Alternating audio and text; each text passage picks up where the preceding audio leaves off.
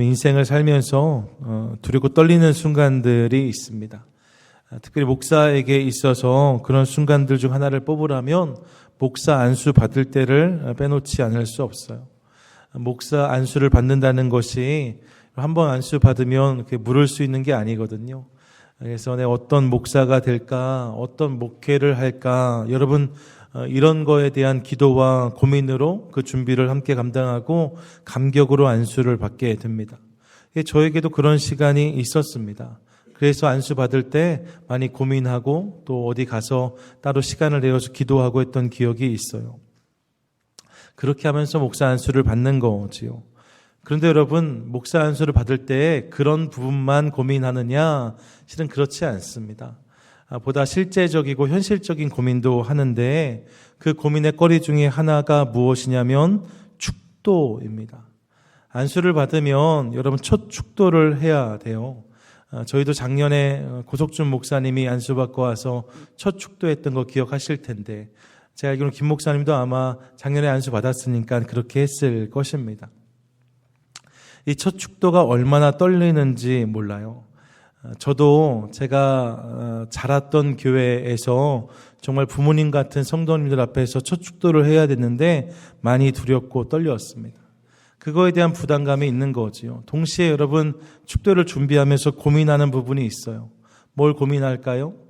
실은 축도문은 정해져 있거든요. 그러니까 내가 어떻게 축도할지를 생각할 때 내용에 대해서 고민하기보다는 다른 게 좀 고민이 되는데 그 중요한 고민의 부분은요.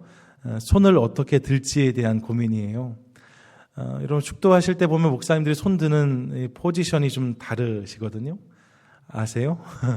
어떤 분들은 손을 높이 들기도 하시고 어떤 분들은 이렇게 하기도 하시고 어떤 분들은 이렇게도 하시고 제가 최근에 봤던 어떤 분은 한 손만 높이 드시기도 하고 저는 축도할 때 이렇게 하지요. 여러분 이게 아무것도 아닌 것 같지만 처음 축도하는 목사한테는 엄청 고민입니다. 그래서 어떻게 이 손을 해야 될까, 각도를 어떻게 해야 될까 이 고민을 한다는 거죠. 그러다가 대부분 다 본인이 자랐던 교회 목사님의 포즈를 따라가요. 그 모습으로 축도를 하게 되는 거죠. 근데 제가 자랐던 교회 목사님은 늘 축도하실 때 손을 45도로 펼치셨어요. 근데 제 안에 어떤 생각이 있었냐면 축도할 때 손을 좀 옆으로 넓게 펼치고 싶다는 생각이 있었습니다. 이 생각은 두 가지에서 기인했는데 하나는 그러면서 십자가에 달리신 예수님 기억하고 그 주님의 마음으로 축복하고 싶다는 게 하나였고요. 또 한 가지는 보다 많은 성도님들을 품는다는 의미에서 손을 좀 넓게 펼치고 싶다 이렇게 생각을 했어요. 그리고 제가 첫 축도를 이제 하는 때가 됐는데 두렵고 떨림으로 올라갔죠. 손을 넓게 펴서 축도를 했습니다. 축도를 하는 저도 떨리고 제가 어렸을 때부터 제가 잘하는 걸 보셨던 저희 교회 가족들도 많이 떠시면서 축도를 받으셨어요.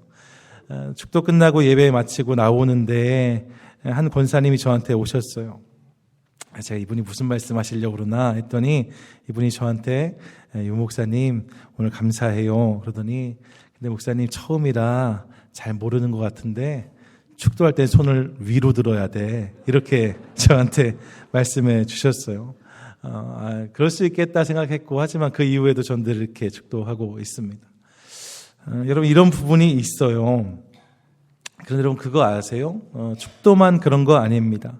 교회 안에 있으면 시시때때로 비슷한 유의 고민과 상황을 만날 때가 있는 것들을 경험합니다.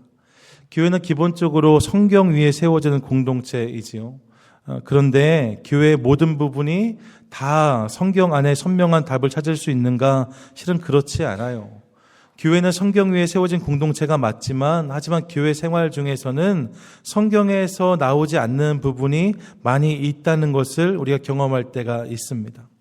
축도를 어떻게 손을 펼쳐라 이런 내용이 없는 것처럼 실은 교회 생활의 여러 가지 부분들은 성경에 나와 있지 않다는 거예요. 그러다 보니까 성경에 나오지 않는 부분들에 대해서는 대개 각자의 경험이 기준이 되는 것을 확인합니다. 근데 문제가 있지요. 여러분 무엇이 문제일까요? 이 경험이 서로 다르다는 데 문제가 있어요. 내가 경험한 교회가 다르고 내가 경험한 교회가 다른 거예요. 각각에 따라서 상황과 여건에 대한 판단이 다른 거지요. 그러다 보니까 어떤 교회가 좋은 교회인지, 어떤 목회자가 좋은 목회자인지, 어떤 성도가 좋은 성도인지에 대한 그림이 다른 것을 확인합니다. 목회자에 대한 기대와 생각도 다르다는 것 저도 잘 알고 있습니다. 여러분 들었던 이야기들 생각해 보면 어떤 성도는 목회자가 교회에 있으면 싫어한다고 하시더라고요. 목회자가 성도님들도 좀 만나고 삶의 현장도 좀 이해해야 되는데 매일 교회에만 있는 게 맞냐 이렇게 말씀하는 분도 계시대요. 근데 여러분 어떤 성도들은 또 목회자가 교회에 있어야지 교회 자리 안 지키면 어떡하냐 이렇게 말씀하시는 분들도 계세요. 목회자의 자리는 교회이고 교회에서 말씀과 기도에 집중해야지 밖에 나가는 게 맞냐 이런 말을 한다는 거지요. 여러분 저희 교회 이야기 아니니까 너무 긴장하고 듣지 않으셔도 돼요. 예, 여러분. 또 어떤 분들은 설교가 짧으면 싫어합니다. 준비를 너무 안 한 것 같다고 최소한 설교가 30분은 돼야지 이렇게 말씀하는 분도 계시고 어떤 분은 설교가 길면 싫어해요. 설교가 임팩트가 있고 깔끔하게 한 20분이면 되지 뭘 그렇게 모르는 내용도 아닌데 이렇게 말씀하는 분들도 계시다는 거예요. 실제로 제가 살았던 한국 천안에는 대표적인 두 개의 교회가 천안 중앙장로교회와 중앙감리교회가 있어요. 이 두 교회 가장 큰 교회들이에요. 근데 여러분 목사님의 스타일이 너무 달라요. 중앙장로교회 이순 목사님이란 분은 설교를 15분을 안 넘어가요. 좋겠죠. 딱 15분 그 절대 안 넘어가십니다. 근데 중앙감리교회 목사님은요 40분 밑으로 설교를 못 내리십니다. 여러분 양쪽 교회가 다 큰 교회예요. 근데 여러분 이쪽 교회 성도님들이 이쪽 교회에 가면 15분짜리 교회 성도님들이 40분에 가면 못 견뎌 합니다. 무슨 설교가 이렇게 기냐고 그러세요. 여러분 이 40분짜리 교회 성도님들 근데 15분짜리에 가시면 이거 뭔가 하다 만 것 같다 이런 느낌을 받으세요. 그러니까 여러분 실은 성경에 나오지 않거든요. 본인의 경험으로 이런 것들이 판단될 수밖에 없다는 거예요. 목회자에 대한 부분만이 그런 것이 아닙니다. 각자의 신앙에도 이런 이견을 볼 때가 있습니다. 여러분 기도를 해도 어떤 분들은요 눈물 콧물 다 쏟으면서 부르짖어서 정말로 기도 한판 해야지 속이 시원해지는 분들이 계신가 하면 어떤 분들은 소리내지 않고 침묵 속에 깊이 들어가서 하는 기도가 진짜라고 여기시는 분들도 계세요. 어떤 분들은 찬송가를 해야 은혜를 받고 어떤 분들은 새로운 찬양을 해야 은혜를 받습니다. 여러분 어떤 교회는 박수를 친다고 뭐라고 하고요. 어떤 교회는 박수를 안 친다고 뭐라고 합니다. 왜 이런 일들이 생길까요? 이유는 분명합니다. 각자의 경험이 다르기 때문이에요. 각자가 살아왔고 경험했던 방식과 교회가 다른 거지요. 그러다 보니까 개인의 경험이 교회와 신앙을 판단하는 기준이 될 수 있더라는 거예요. 여러분 그러니까 실은 목회가 어려워요. 이게 뭐가 맞고 뭐가 틀린 거면 상관이 없겠는데 가만히 들어보면 이것도 맞고 저것도 맞거든요. 틀린 말이 하나도 없어요. 하지만 이 두 가지를 다 할 수는 없는 거죠. 손을 높이 들라는 분과 옆으로 펼치라는 분 사이에서 제가 손을 휘저으면서 축도할 수는 없잖아요. 그러니까 여러분 목회가 어렵습니다. 그래서 여러분 저 위에서 기도 많이 해 주셨으면 좋겠어요. 성령의 지혜로 잘 판단하게 해달라고 기도해 주시고 더불어서 잘못된 판단을 할 때가 있으면 고집 피우지 않고 겸손히 다잡고 실수 인정하고 그렇게 섬기는 목회자 되게 해달라고 저 위에서 기도해 주실 것을 간절히 부탁드립니다. 여러분 그런 의미에서 이게 참 교회가 쉽지가 않은데 여러분 근데 그 이야기가 오늘의 교회만의 이야기가 아니라는 것을 우리가 생각할 필요가 있습니다. 오늘 살피려는 에베소 교회도 이런 다름이 존재했다는 거지요. 아니요. 사실 이 에베소 교회 앞에 놓여 있는 다름은 우리가 지금 제가 말씀드렸던 것보다 훨씬 더 크고 심각한 다름이 그 교회에 있었어요. 여러분 에베소 교회를 포함하여서 이방에 세워진 교회의 대부분은 그 구성원이 유대인 그리고 이방인들이었습니다. 그러니까 유대인들과 이방인들이 연합하여서 교회가 세워진 거예요. 그런데 여러분 이 유대인과 이방인 사이에는 우리가 상상할 수 있는 것보다 훨씬 큰 간극이 존재했습니다. 먼저 유대인들을 보시면 유대인들은 태생적으로 이방인들에 대한 거부감이 있는 사람들이었어요. 여러분, 문헌을 보면 유대인들이 이방인들을 뭐라고 정의했는지 아세요? 지옥의 땔감들이라고 이야기했습니다. 지옥에서 불쏘시개로 사용되기에 마땅한 사람들이 이방인이라고 생각했어요. 사람 취급을 하지 않았습니다. 하나님과 상관없는 사람이라고 여겼습니다. 그래서 이방인을 가까이 하는 것을 극도로 꺼렸습니다. 그러면 이스라엘 가보시면 이스라엘에서 가장 경치 좋고 좋은 땅은 실은 갈릴리 주변에 있습니다. 호숫가에 있으니까 생명이 넘쳐납니다. 정말 좋은 땅입니다. 그런데 여러분, 아이러니한 거는 이스라엘 백성들이 이 갈릴리 주변에 많이 살았을까요? 안 살았을까요? 실은 많이 안 살았습니다. 예수님 당시에 또 그 이전에 보면 사회 속에서 가장 힘들고 어렵게 살아야 되는 사람들만이 갈릴리 지역으로 갔습니다. 왜 그럴까요? 살기가 정말 좋았는데 아무도 가지 않았어요. 이유는 분명하지요. 맞은편의 거라사 지역을 중심하여서 이방인들이 자리하고 있었거든요. 이방인들과 마주하는 게 어려운 거예요. 이방인들과 같이 사느니 나는 차라리 광야로 가겠다, 이렇게 생각했다는 거지요. 여러분, 이것이 유대인들의 실상이었습니다. 동시에 그들에게는 나름대로 하나님을 섬겨온 방식이 있었어요. 여러분, 이것이 하루 이틀의 것이 아니잖아요.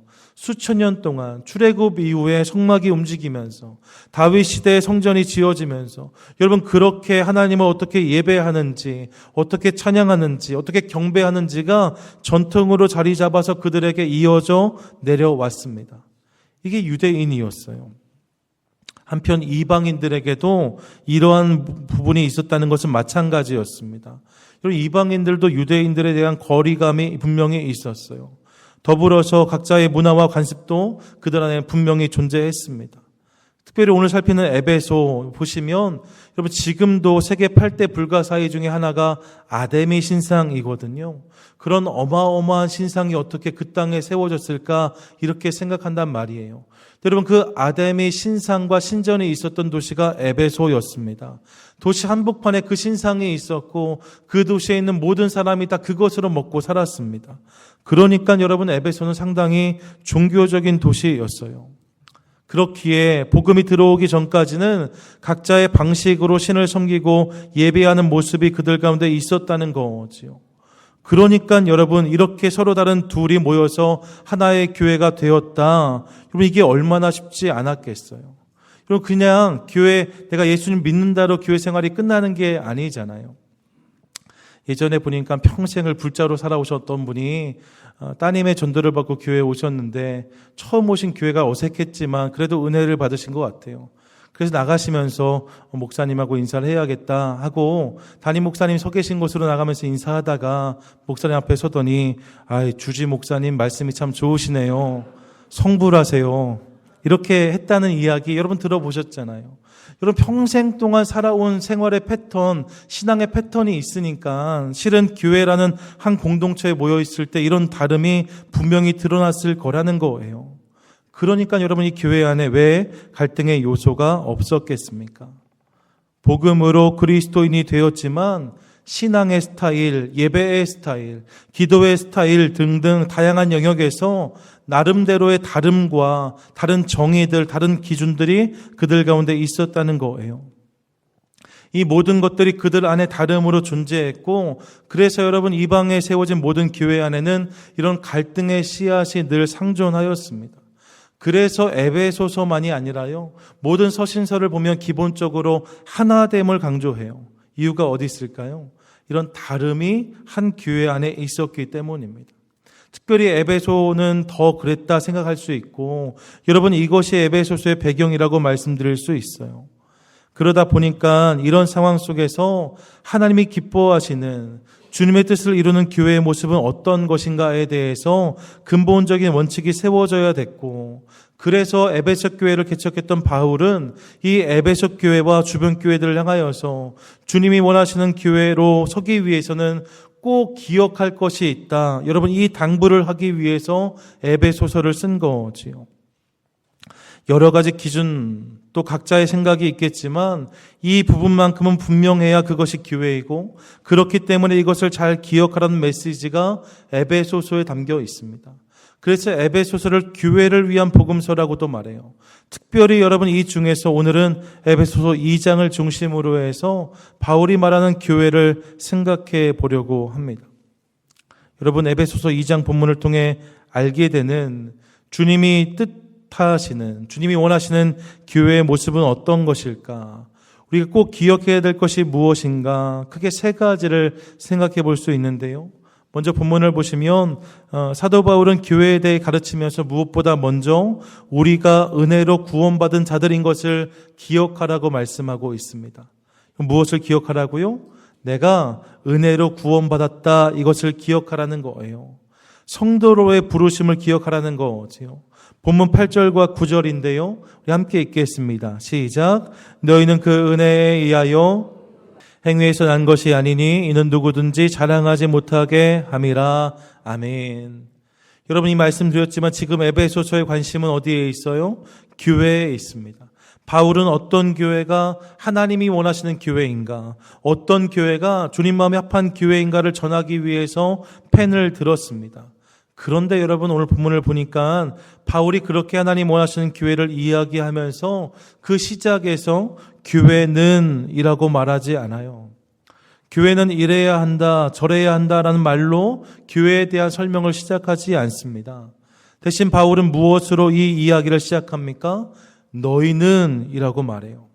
너희는, 이를 통해서 우리가 알 수 있는 것이 있죠. 그것이 무엇입니까? 그것은 주님이 원하시는 교회를 이야기하려면 그 시작은 반드시 성도가 되어야 된다는 것을 알 수 있어요.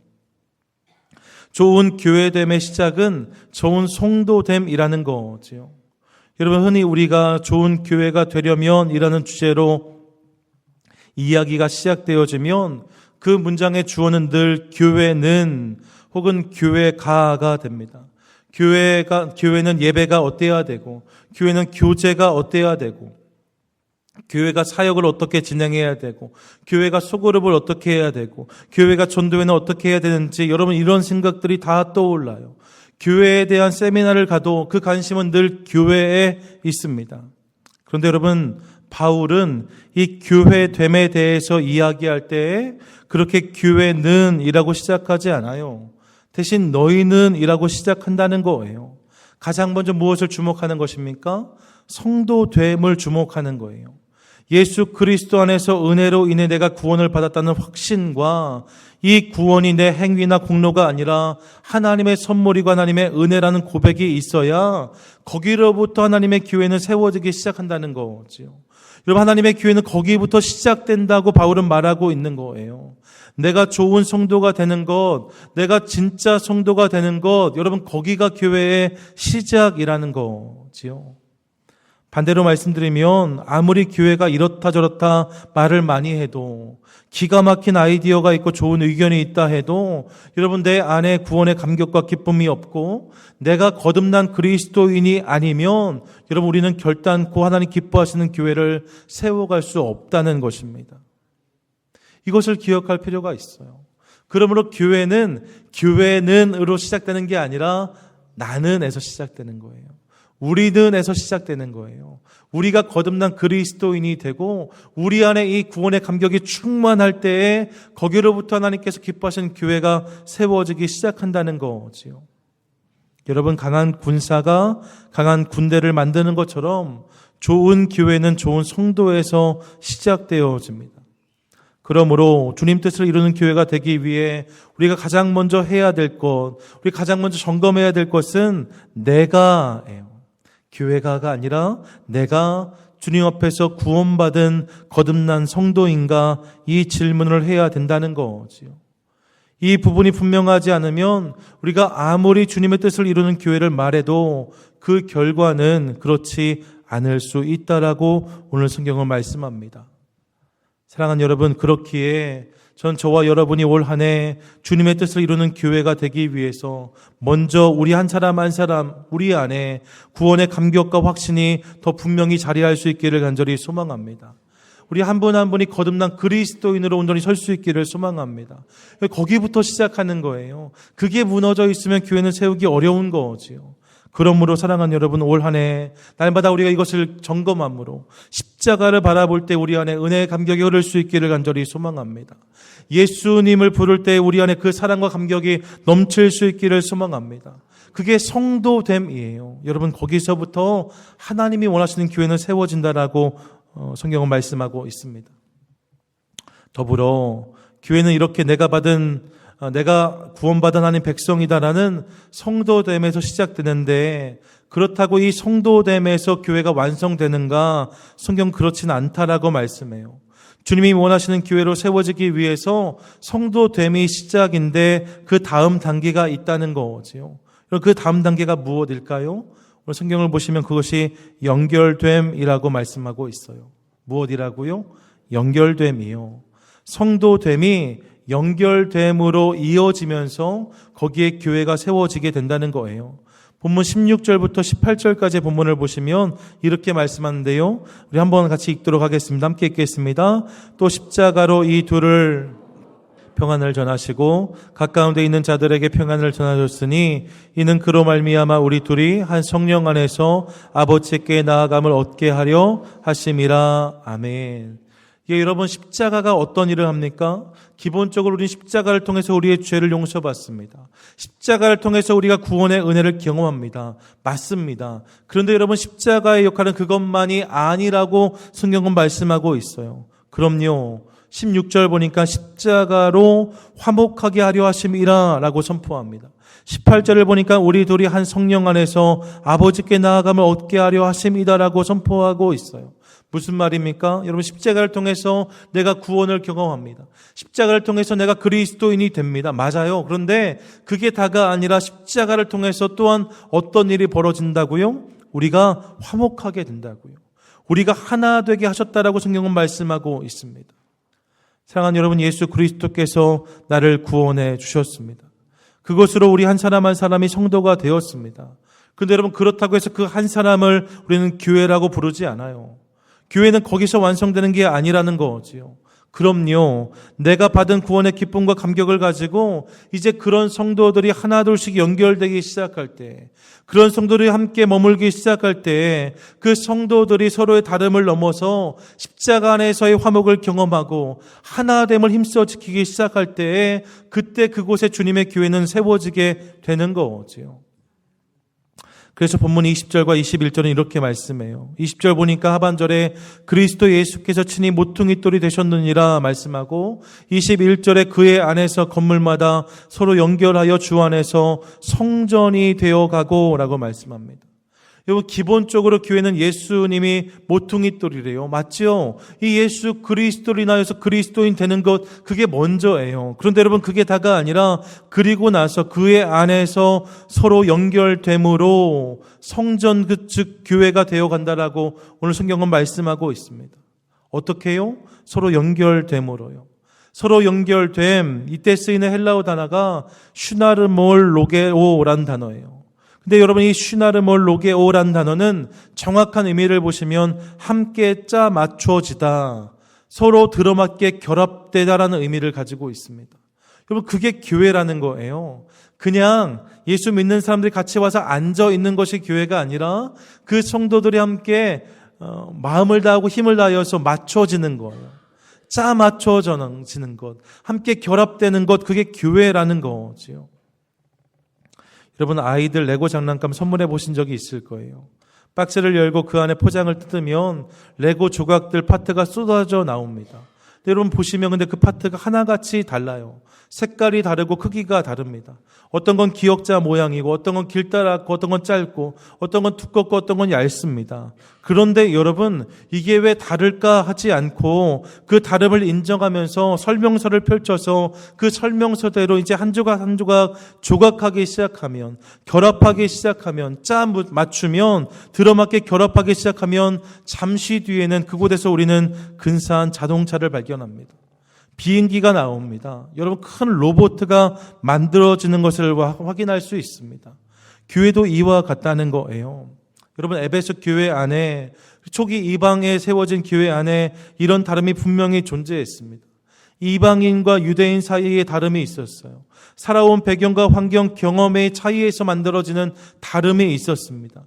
빈부의 차이가 있었습니다.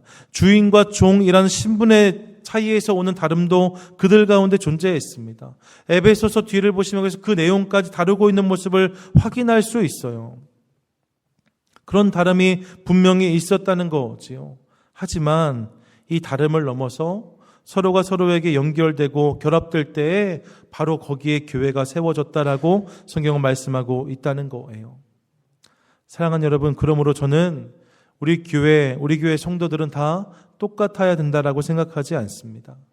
생각이 똑같고 의견이 똑같고 성향이 똑같은 사람들이 모이는 곳이 교회는 아닙니다. 교회에서 하나의 뜻을 세우면 무조건 통일돼야 된다. 다른 이야기 안 된다. 여러분, 그건 교회 아니고요. 공산당입니다. 그런 교회에 대한 기대 저에게 없습니다. 여러분, 그런 교회 꿈꾸지 않습니다. 제 생각이 100% 옳은 것도 아니고 또 여러분 그렇다 말할 수 있는 사람도 없기 때문에 여러분 그건 좋은 교회의 모습이 아닙니다. 각자의 교회에 대한 경험이 다르기 때문에 그 각자의 경험과 생각들을 이야기하면서 이런 교회도 있구나, 이런 목사도 있구나, 이런 성도도 있구나, 여러분 이런 다양함을 인정하는 게 교회예요. 하지만 여러분 그렇다고 해서 모든 다른 것이 그냥 그대로 머물러 있는 것 또한 좋은 교회는 아닙니다.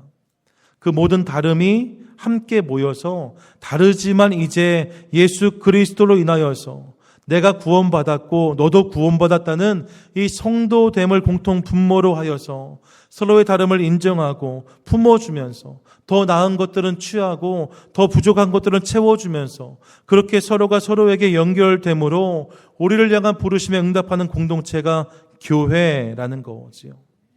사랑하는 여러분, 그러므로 교회는 성도됨이라는 기초 위에 연결됨이라는 가치를 통해 세워진다는 것을 함께 기억하고 싶습니다.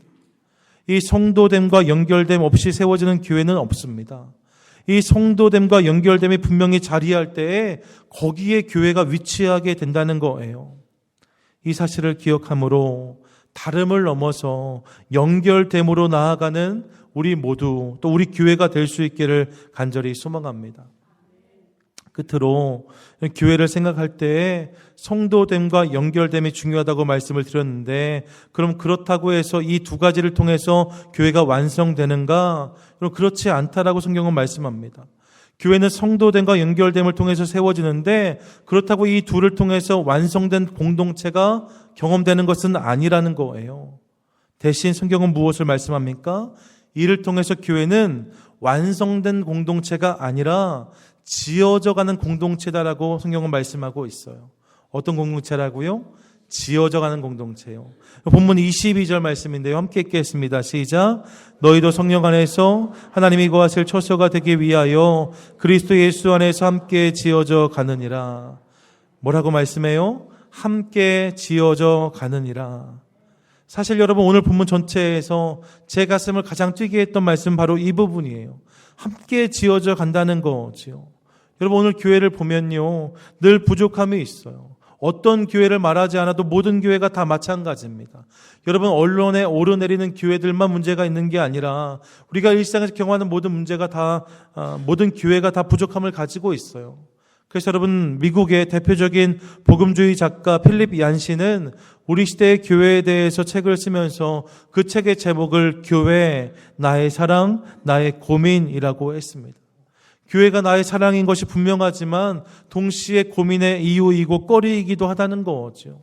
이 땅의 교회가 다 그렇다는 거예요. 여러분 심지어 초대교회에도 이런 연약함과 부족함이 분명히 있었습니다. 여러분 이 땅의 교회는 절대로 완성된 공동체가 아닙니다. 그렇기에 완성된 혹은 완벽한 공동체를 기대하시면 100% 상처받습니다. 미리 말씀드리는 거예요. 여러분 우리 교회도 마찬가지고요. 어떤 교회도 완성되어 있지 않습니다. 완벽한 교회 없습니다. 여러분 그런 교회 찾으시면 저에게도 알려주세요. 저도 그 교회 다니겠습니다. 여러분 없습니다. 그런 교회 없습니다. 그런데 여러분 교회는 완성된 공동체는 아니지만 대신 뭐라고 말씀해요? 지어져가는 공동체라고 말씀한다는 거예요. 분명 아직 미완성이에요. 아직 부실한 부분이 많이 있어요. 하지만 여러분, 그럼에도 불구하고 동시에 주님이 그 교회를 포기하지 않으시고 당신의 교회를 붙들고 계셔서 그분으로 인하여서 그분 안에서 교회가 조금씩 지어져감을 경험하게 된다는 거지요.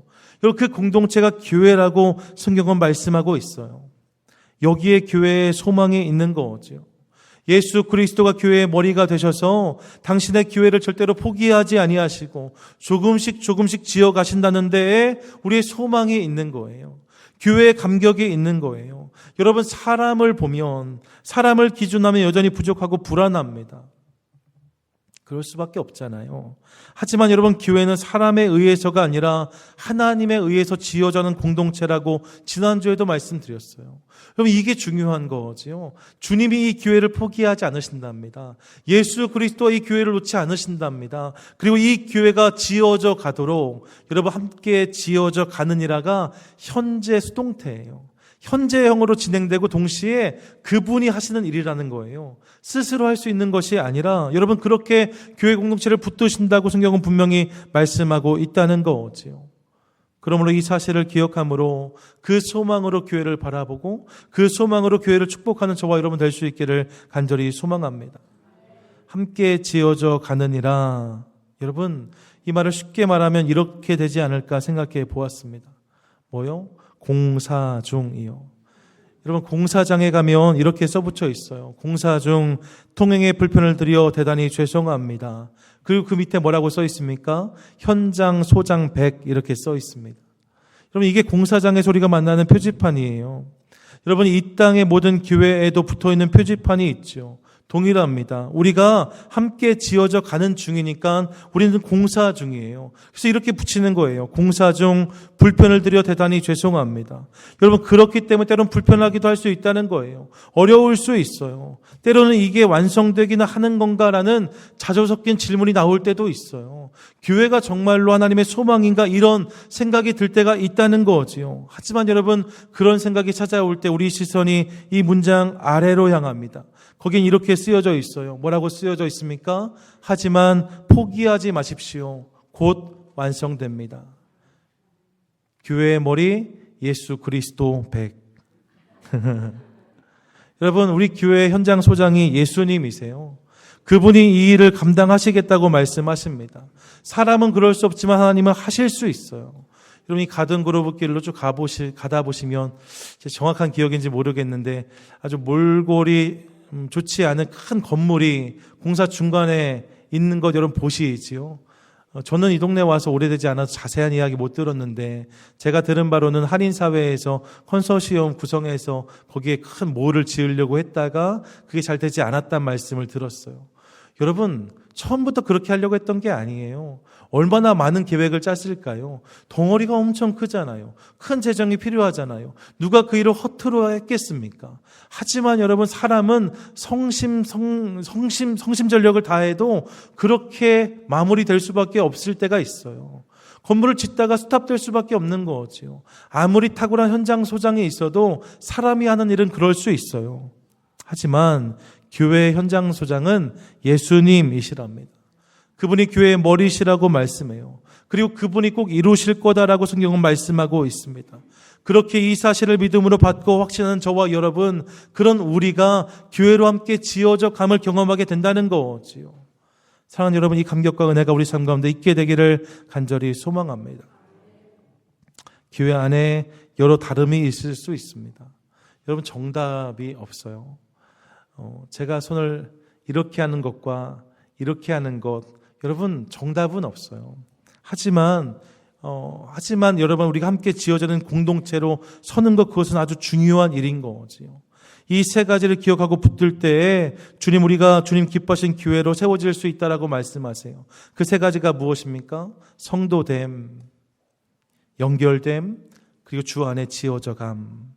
내가 날마다 주님 안에서 거듭난 성도가 되고 내가 그 구원의 은혜를 받은 자다. 여러분, 이 감격이 내 안에 있고 그런 우리가 모여서 서로 연결되기를 힘쓰고 그 과정에서 원하지 않는 잡음과 문제를 만날 때가 있는데 그때마다 우리가 공사 중이지.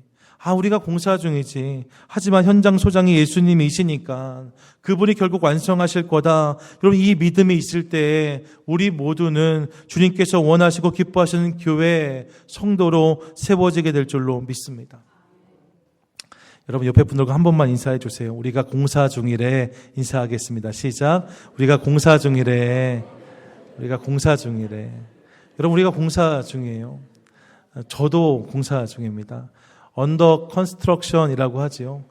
제가 한국에 있을 때 실수 많이 할 때는요, 그래서 제 자리에 제가 크게 써붙였어요. 공사 중, 이렇게 써붙인 적도 있어요. 우리가 다 공사 중입니다. 교회도 공사 중입니다. 그런데 여러분, 분명한 사실이 있습니다. 그게 뭐예요? 교회가 하나님의 교회이기 때문에, 내가 하나님의 사람이기 때문에 여러분, 이 공사는 중단되지 않을 것입니다. 결국 그분이 이 공사를 통하여서 당신의 영광을 드러내게 되실 줄로 믿습니다.